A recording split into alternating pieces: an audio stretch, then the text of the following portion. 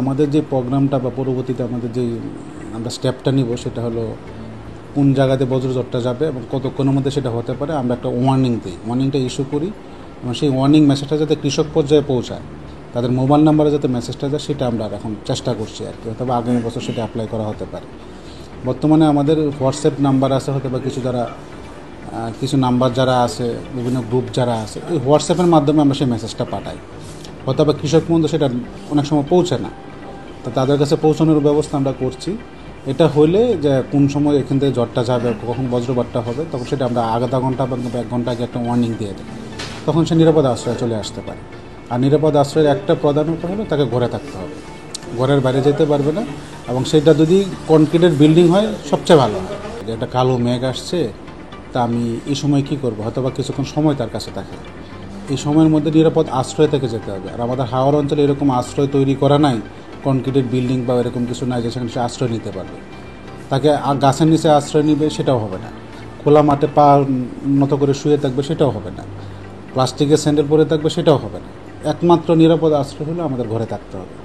তো আমরা ধারণা করছি যে 26-27 তারিখের দিকে লঘুচাপ তৈরি হতে পারে একটা, ওয়েস্ট বেঙ্গল কিংবা বাংলাদেশ কোস্টের কাছাকাছি, ইন্ডিয়া এবং বাংলাদেশ কোস্টের কাছাকাছি।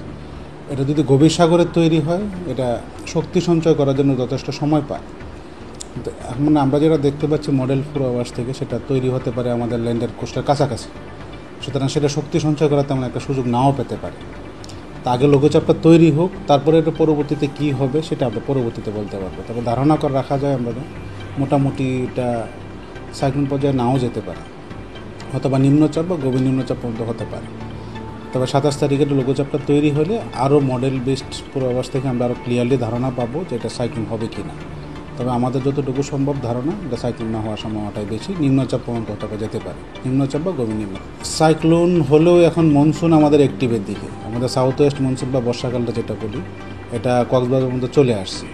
আর এই মনসুন যখন অনেকটা অ্যাক্টিভ পর্যায়ে চলে আসে, মানে যখন সক্রিয় হওয়া শুরু করে, তখন সাইক্লোন এত সহজে তৈরি হয় না। কারণ আমরা যতটুকু জানি যে বর্ষাকালে সাইক্লোন তৈরি হওয়ার সম্ভাবনা বঙ্গোপসাগরে প্রায় 1%, খুবই কম সম্ভাবনা। আর এখন যেহেতু মনসুন আসার সময় চলে আসছে, আমাদের মিড জুনের দিকে মোটামুটি বা মাঝামাঝি জুনের দিকে আমাদের মনসুন সক্রিয় হয়। এই বছর জুনের প্রথম দিকেই আমাদের মনসুন আসার সম্ভাবনা বেশি বাংলাদেশে, যদিও এখন পর্যন্ত আমাদের গতকালকে আমাদের কক্সবাজার পোর্ট পর্যন্ত চলে আসছে।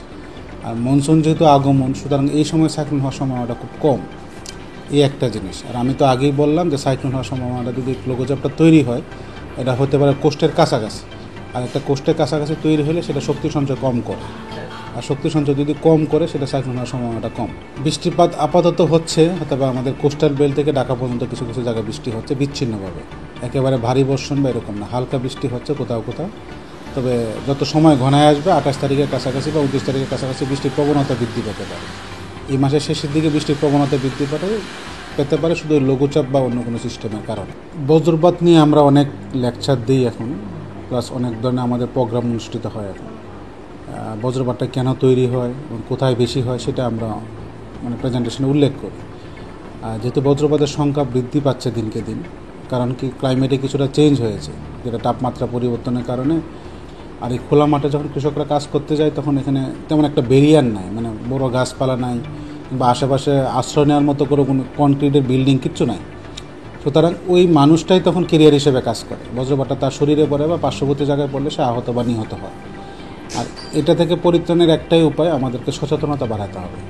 1 নম্বর সচেতনতা কি, আমাদের যখন ক্লাউড সেলটা তৈরি হয় বা এটা যখন আসে, বিশেষ করে মার্চ এপ্রিল মে মাসে, যেটা তীব্রতা তখন বেশি থাকে, অনেক দূর থেকে আগে থেকে টের পাওয়া যায় যে একটা ক্লাউড সেল বা একটা মেঘ আসছে আমাদের দিকে, বিশেষ করে পশ্চিম সাইড, উত্তর পশ্চিম বা পশ্চিম সাইড দিক থেকে।